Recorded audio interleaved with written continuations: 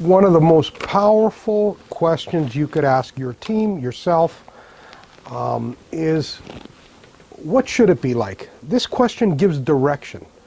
And rather than just focusing on the individual, I thought I would ask a general contractor, a superintendent, what should it be like? And I did that. I did that with Lamonte Nelms. I went and met up with him in Chicago, and I said, Lamont, what should it be like?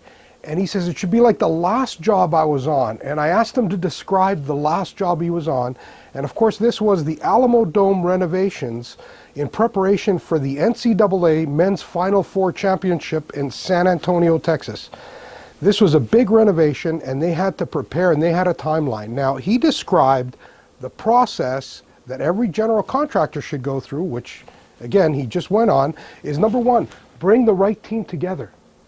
Number two, implement the last planner system fully. Number three, manage the risk for the customer and yourselves. Number four, work with trade partners. Number five, bring true value to the customer. Number six, improve daily. It's an amazing staged process that, you know, he describes quite explicitly. I'm going to let him do that. Lamont, tell me what it's like.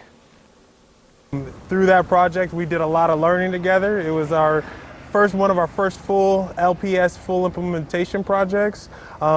Before we kind of had dabbled in it a little bit, but our project team, we had some of the best people in our business unit put together, and we said we're going to go after it. And so on that project, we were able to implement the last planner system fully, and there was definitely places where we learned and we struggled and we had to overcome those things, but we could talk about that more as you ask more questions. Well, yeah. So tell me the size of the project. I mean, okay. This was a big project, right? Yeah, so it was a $62 million project at the end of the, after all the additions were added. It started at about 49, but through the design build process, we were able to actually save them money and then just in the right time be able to turn over that money so that they can choose advancements in the programming. So. Nice.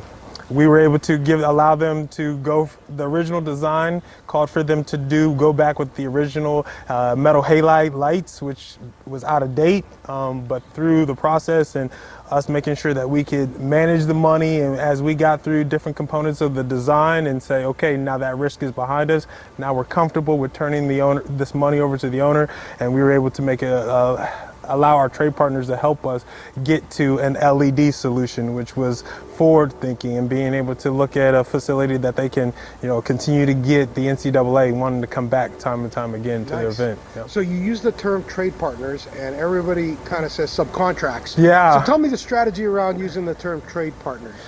We want to make people realize that they're partners. They don't necessarily work for us. They are the people that actually do the work. So they are the subject matter experts. And being that they are the subject matter experts, we are partners in the process of trying to create value for the owner, right? Be able to help the owner achieve their ultimate goals. And through that partnership, working with some teams, some true trade partners like Ultraman and TDI, they were able to come together and for us to come up with a strategic plan to be able to say, how are we truly going to execute the work in a way that brings the most value to the owner?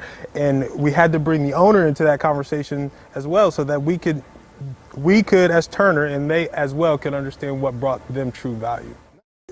It's a journey. Is usually the first thing that comes out of my mouth. Is not something that it's a bunch of tools that you can check off, but ultimately it's a way of thinking. Like, how do I get better? How can I be better today than I was yesterday? And then being able to celebrate the successes, but ultimately being able to capitalize on any small increment of improvement we can find.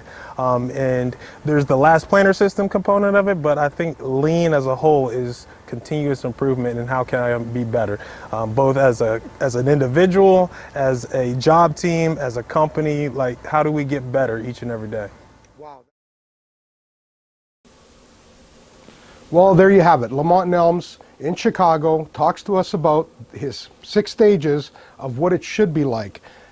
Amazing that he was able to bring it into 6 very clear, actionable steps or stages. The big question now is, what should it be like for you? What is it that you should be driving towards? If you can't describe it, you'll never get there.